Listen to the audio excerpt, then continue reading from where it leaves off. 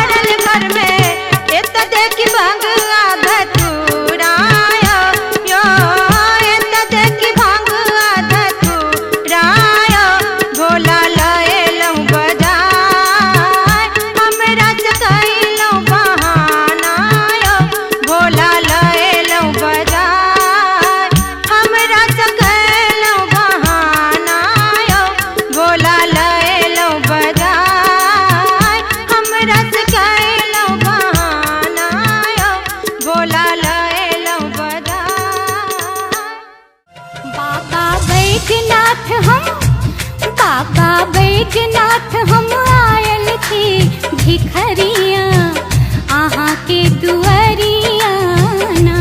बाबा बैजनाथ हम आयल थी भिखरिया आहाँ के दुआरिया ना।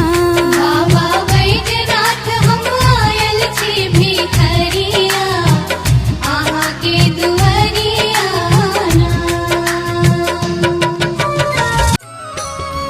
हे शिव शंकर है उमापति हम द्वार यहाँ के